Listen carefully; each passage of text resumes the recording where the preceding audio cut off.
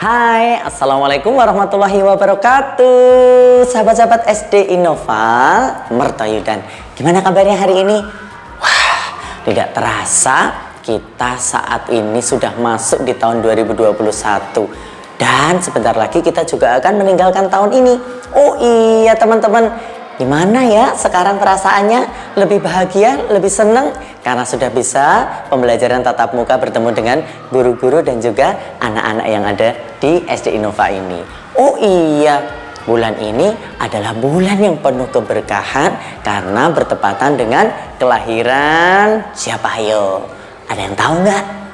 Masa nggak tahu sih?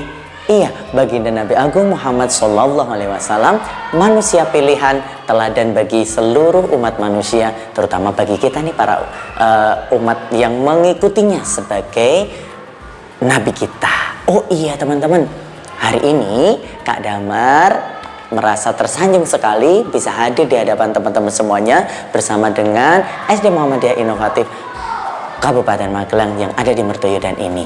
Oh iya teman-teman, tahu nggak? Hari ini Kak Damar punya cerita loh. Nah, cerita ini Kakak Damar ambil dari sebuah buku yang diterbitkan oleh Pustaka Lebah, dan ini adalah tentang masa kecilnya baginda Nabi Agung Muhammad SAW. Nah, teman-teman, kita sudah pantas belum ya dianggap sebagai umatnya Nabi Muhammad? Apa jangan-jangan malah kita jauh dari kata layak? Kenapa? Karena selama ini mungkin kita lupa nih, kita sering memperingati kelahiran beliau tapi tidak pernah mengikuti sunnah-sunnahnya. Ya, apa sih sunnah-sunnah yang beliau tinggalkan? Banyak teman-teman, tapi tidak perlu semuanya kita harus lakukan karena keterbatasan kita. Yang penting adalah keistiqomahan kita. Hari ini Kak Damar punya cerita tentang seorang anak yang luar biasa yang kelak akan meneladani, yaitu kisah dari Nabi Muhammad SAW karena sifat beliau yaitu jujur. Nah, hari ini sudah siap? Yuk teman-teman, tangannya dilipat dulu, fokus ke depan layar kita. Hari ini kita akan, oh ya, camilannya disiapin dulu, minumnya ya, yang pastinya bergizi dan juga menyehatkan. Jangan camilan yang banyak pewarnanya, pemanisnya, pengawetnya, itu akan menjadi tubuh kita tidak sehat karena makanan-makanan tersebut ya. Perbanyak makan buah, makan sayur, dan makanan-makanan yang bergizi dan tentunya halal, berkah dan juga thayyib. Yuk kita dengarkan bersama-sama buah dari kejujuran. Dengarkan ya teman-teman. Siang hari yang terik, anak-anak pulang dari pembelajaran tatap muka di SD Innova. Mereka ada dua anak yang pulang, rumahnya berdekatan. Namanya adalah Hana dan juga Cika. Hana hari itu pulang, rumahnya lebih dulu sampai daripada Cika. Ketika sampai di rumah, ibunya sudah menunggu di luar. Hana. Ibu, Assalamualaikum. Waalaikumsalam. Ada apa Bu? Kok kayak gelisah begitu? Sayang, mau nggak bantuin ibu?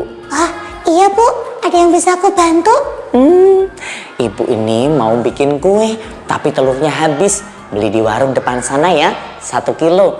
Kalau nggak salah harganya sekarang 20.000. Oh iya. Nih, uangnya 50.000. Oke Bu, terima kasih. Ini? Sebentar ya, minta tolong tasnya ibu bawain. Iya Bu. Mau ya Bu? Iya, makasih ya sayang. Sama-sama Ibu. Hana dan juga Cika pun bergegas. Cika, kamu mau pulang dulu? Hana, aku temenin ya. Iya deh, kalau begitu. Tapi ngerepotin nggak? Enggak, kan kita nanti pulangnya balik lagi. Iya deh. Mereka lalu bergegas untuk menuju ke sebuah tempat yang ada warungnya di situ. Nah, seorang penjualnya adalah seorang kakek-kakek yang sudah tua renta. Hana dan Cika. Kakek, aku mau beli telur. Oh ya, berapa kilo atau berapa butir? Berapa tadi? 1 kilo. 1 kilo kek. Ya ini. Bentar ya. Kakek timbang dulu. Buat apa, Dok? Itu kek katanya mau buat kue. Oh iya ya, nanti kalau udah mateng kakek diantar loh yo. Oke kakek. Ya, tak masukin plastik dulu ya. Nih sudah. Wah, berapa kek? 20.000. Iya, ini uangnya 50.000. Tunggu sebentar ya, kembaliannya di sini. Bentar. Kakek tersebut ternyata lupa kalau kembaliannya, kalau 50.000 terpakai 20.000 berarti masih berapa kembaliannya teman-teman? 20 kurang.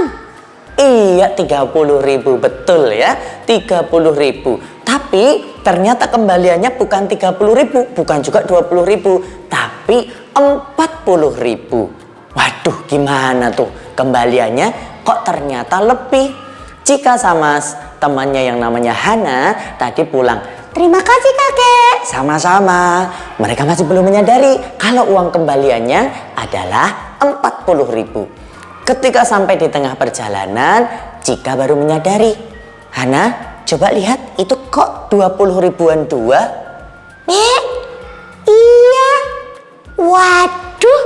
Toeng. Kenapa ketawa? Lumayan nih. Lumayan kenapa? Bisa buat beli es krim. Nggak boleh. Lah, kan yang salah kakek. Bukan begitu, Hana. Kita tidak boleh mengambil harta yang bukan milik kita. Kita harus mengembalikan karena itu haknya kakek. Nanti kakek rugi dong, kasihan. Tapi kan eman-eman ada uang kelebihan 10.000 bisa buat beli es krim berdua. Nggak boleh. Teman-teman, jangan ya kalau ada uang kembalian kita yang ternyata kok lebih, itu bukan hak kita, tapi harus kita kembalikan kepada yang punya atau bapak atau ibu penjual warungnya. Dalam hal ini, kakek mungkin lupa atau tidak melihat kalau kembalian uangnya bukan 30.000 tapi 40.000. Teman-teman, siap ya jadi anak yang jujur, dikembalikan ya. Ya, nggak jadi beli es krim dong Cika. Hana, nggak boleh seperti itu, ya. Nanti Allah marah loh. Iya ding. Tapi es krimnya enak loh. Nggak boleh kayak gitu. Es krim. Enggak. Es krim. Enggak. Es krim. Enggak. Enggak. Es krim. Ayo Hana. Ya. Teman-teman jangan dicontoh ya. Tadi aku diganggu setan. Digodain. Disuruh untuk jajan. Ya teman-teman, kita kembalikan. Mereka berdua kembali ke warung. Sampainya di warung, kakek baru memberikan penjualan kepada orang lain. Kakek. Loh, kok balik lagi? Ada yang kurang? Kakek tadi uangku berapa? 50.000 toh. Kembaliannya berapa? 30.000. Kakek ngembaliin berapa? 30.000. Nih. Oh, 40 ya? Kelebihan 10.000. Iya kek. Loh, kok dikembaliin kenapa? Kan kakek nggak tahu. Tapi kan Allah tahu. Cie, Allah tahu. Tadi udah mau tak buat jajan es krim. Tapi sama kakak Cika dikasih tahu kalau itu perbuatan yang salah. Waduh, sini, duduk sini. Mumpung tempatnya kakek belum ada pembeli, kakek jadi teringat sama satu manusia pilihan Allah yang memang luar biasa mendapatkan gelar Al-Amin. Al-Amin? Iya. Apa itu kek? Yaitu dapat dipercaya. Dan beliau juga orang yang jujur. Jadi punya sifat tablik, sidik, amanah, fatonah. Ini luar biasa sekali. Nah hari ini kamu mungkin jadi orang yang kakek percayai suatu ketika kalau kakek butuh bantuanmu karena kejujuran yang kamu lakukan. Oh, emangnya siapa kek manusia pilihan itu? Namanya adalah Baginda Nabi Agung Muhammad SAW. Nabi Muhammad? Iya, masa kamu nggak tahu? Belum tahu. Jika tahu kek, cuman sedikit. Kalau nggak salah, bulan ini kita juga pas memperingati kelahiran Nabi Muhammad ya kek. Betul sekali. Bulan ini juga disebut dengan Maulid Nabi atau bulan kelahirannya Nabi Muhammad. Dan tahunnya dulu juga dikenal dengan namanya tahun gajah atau waktu itu ada penyerangan Raja Abraha. Oh, kek, aku boleh diceritain nggak? Oh ya boleh nih, kakek untung tadi baru baca-baca buku meneladani manusia pilihan Allah, yaitu baginda Nabi Agung Muhammad Sallallahu Alaihi Wasallam. Asik. Nah, Muhammad itu adalah anaknya Abdullah. Oh, ayahnya namanya Abdullah. Ya, teman-teman tahu nggak? Tahu. Siapa? Abdullah. Nah, Muhammad ini ketika masih di dalam kandungan, ayahnya ini diminta oleh kakeknya untuk pergi ke Yasrib. Mana itu kayak Yasrib? Yasrib itu nama sebelum jadi Madinah. Kalau sama Kebumen? Yo adong Yasrib neng Arab Saudi yo Kebumen. Oh, berarti bukan yang Indonesia? Oh enggak, jauh ya. Oh, terus? Nah, ketika sampai di sana, ternyata ayahnya Nabi Muhammad ini jatuh sakit sampai meninggal dunia dan dikuburkan di sana. Beliau punya istri yang sangat cantik dan lemah lembut dengan garis keturunan yang luar biasa, sampai pada yaitu kakeknya yang luar biasa juga, manusia yang bersih hatinya, yaitu kakeknya bernama Abdul Muthalib. Istrinya namanya Aminah yang akan jadi ibunya Nabi Muhammad. Terus Nabi Muhammad nangis gak? Nabi Muhammad masih di kandungan, belum tahu. Oh, berarti Nabi Muhammad itu jadi anak yatim ketika masih di dalam kandungan? Iya. Kenapa? Allah katanya itu pilihan, nah manusia pilihan. Kok ayahnya dimatiin? Bukan dimatiin, itu sebagai gambaran betapa Nabi Muhammad ini dijadikan uswatun hasanah. Lu kok kayak temanku uswatun hasanah? Uswatun hasanah itu suri tauladan.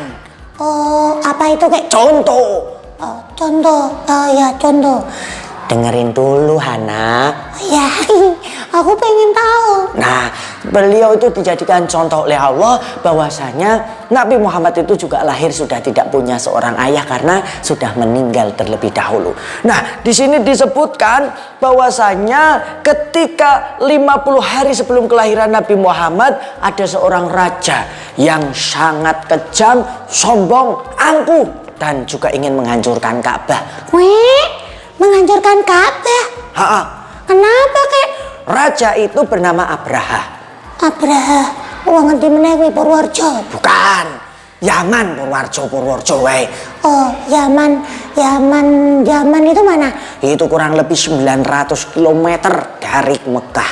Wah, terus kenapa kok itu pengen menghancurkan Ka'bah kek? Karena mereka punya sebuah gereja yang megah untuk menandingi Ka'bah yang ramai dikunjungi, tapi tidak ada yang berkunjung, tidak seramai dari Ka'bah. Terus? Ya iri, pengen menghancurkan Ka'bah. Caranya gimana? Pakai bedil? Bedil itu apa? Pistol? Ya enggak ada pistol zaman dulu. Roket? Oh, belum ada. Bom? Wah, malah rungono meneh. Granat? Enggak ada. Oh, untuk pakai apa? Nah, Raja Abraha ini memerintahkan pasukannya untuk menyiapkan gajah. Gajah.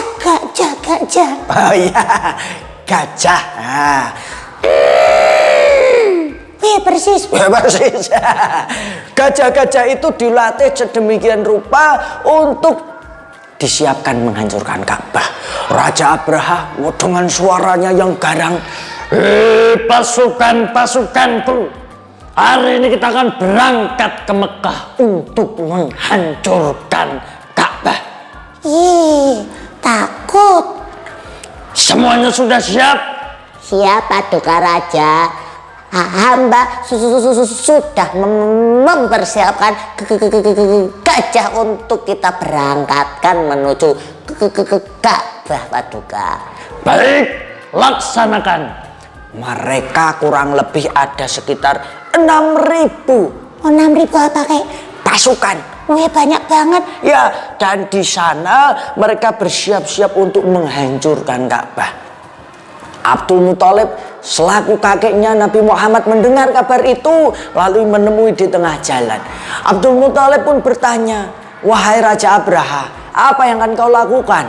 "Aku akan menghancurkan Ka'bahmu itu. Sesungguhnya Ka'bah itu bukan milikku, melainkan itu miliknya Allah. Alangkah bagaimana kalau engkau aku ganti dan engkau kembali dan kutukar dengan kurang lebih 100 ekor unta untuk hadiah agar kau tidak menghancurkan Ka'bah itu.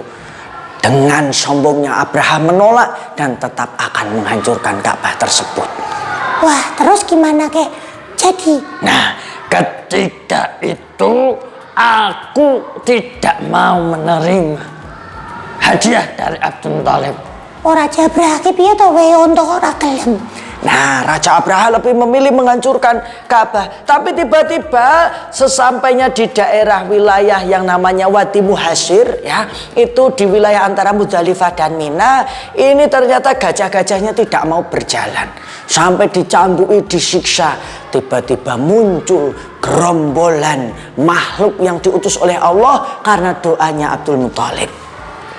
Ya Allah, sesungguhnya rumah ini adalah milikmu, maka aku kembalikan kepada engkau sang pemilik Ka'bah ini. Tiba-tiba datang gerombolan. Ribuan, bahkan ratusan ribu burung-burung yang dikenal dengan nama burung ababil. Sampailah mereka menghujani dengan batu-batu yang sangat panas pada Abraha dan juga pasukannya. Mereka lari tunggang langgang dan ada yang mati saat itu bagaikan ulat-ulat yang memakan dedaunan. Tolong, tolong, tolong. Semuanya tidak ada yang selamat.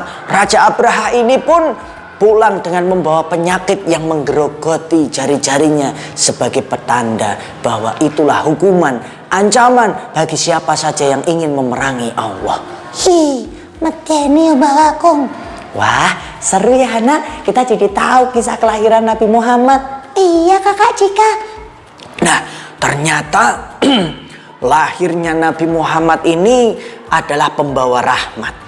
Kenapa? Karena 50 hari setelah penyerbuan pasukan Abraha ini, baginda Nabi Agung Muhammad Shallallahu Alaihi Wasallam tepat dalam sebuah riwayat disebutkan 12 Rabiul Awal di hari Senin 571 Masehi lahirlah putra Abdullah almarhum ini yang ternyata bukan laki-laki biasa. Karena beliau ditakdirkan untuk menjadi rahmatan lil alamin, rahmat bagi semesta alam. Beliau pun dalam sebuah riwayat adalah ada doa yang dulu beliau ini adalah doa dari moyangnya yaitu Nabi Ibrahim. Loh, emangnya Nabi Ibrahim itu kakaknya Nabi Muhammad? Betul sekali ya. Meskipun ternyata saat itu juga luar biasa, begitu baginda Nabi Agung Muhammad Shallallahu Alaihi Wasallam ini ternyata begitu lahir membawa keberkahan dampak yang luar biasa di saat itu. Karena masyarakat di Arab Saudi zaman itu di Mekah itu masih jahiliyah. Jahiliyah itu apa kek? Jahiliyah itu masih bodoh, ragelem, apa ya istilahnya itu, ya mereka masih ketinggalan zaman dan tidak ada yang nuntun gitu. Oh gitu. Kadang mendem bayi urep-urep. Bayinya dipendem kek. Terus tidak menghargai wanita, banyak sekali. Begitu Nabi Muhammad lahir, Masya Allah, merubah stigma masyarakat di Mekah menjadi luweh-luweh beradab. Ya, jadi seperti itu. Nabi Muhammad ini diberikan nama, bayi yang lahir tadi nama Muhammad oleh kakeknya Abdul Muthalib.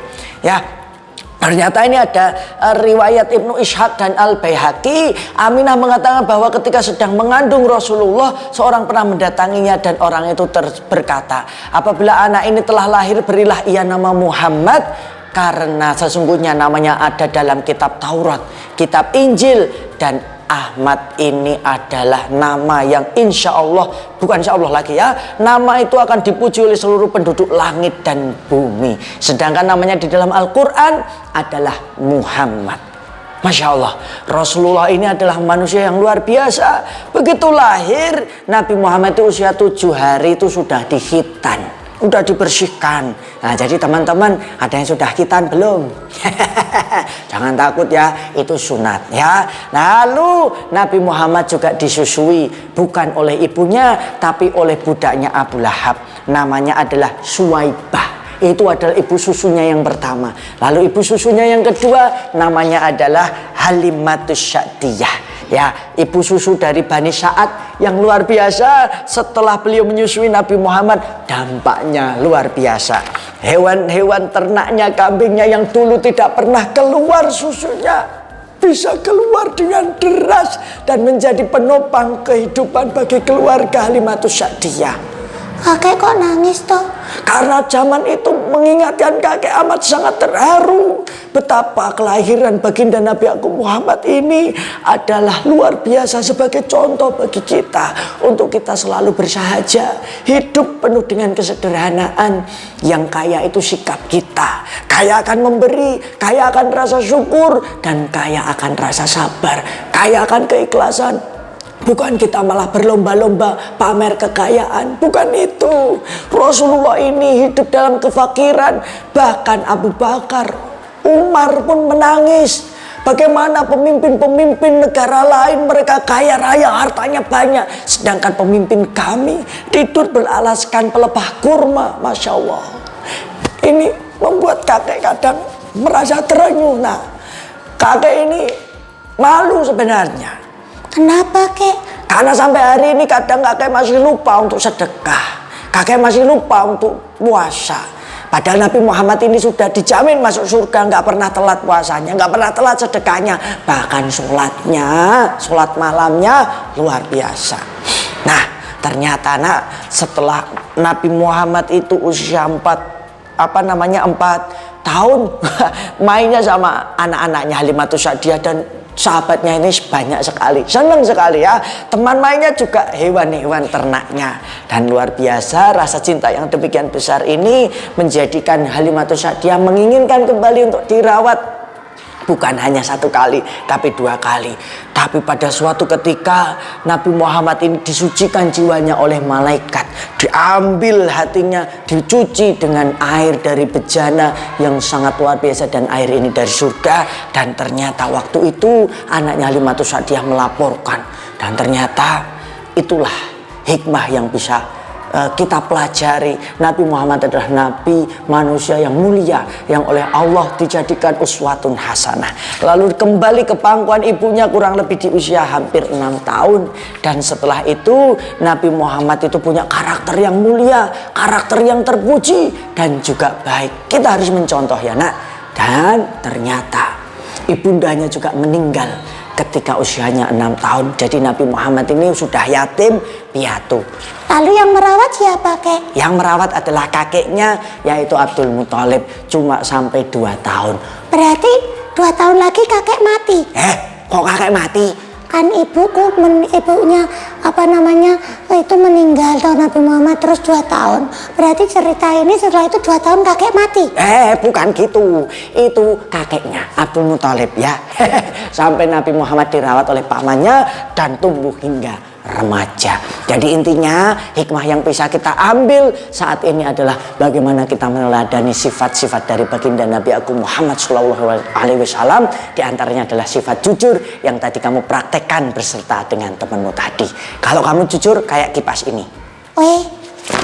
Kenapa kipas ini? Nah, ini orang jujur itu mudah dipercaya oleh orang lain ya, karena dia amanah ya. Tapi lihat, kalau kamu nggak jujur, kamu juga bisa seperti kipas ini. Coba sekali lagi. Lo kotok lagi. Nah iya, karena kalau orang nggak jujur itu orang-orang udah nggak percaya. Mereka udah patah kepercayaannya dan susah untuk disambungkan. Makanya harus jujur. Anak-anakku, anak-anak SD Innova yang luar biasa, jangan lupa ya, jadi anak yang jujur, pesan dari kakek. Oke, kita contoh teladan dari Nabi Muhammad SAW. Assalamualaikum warahmatullahi wabarakatuh.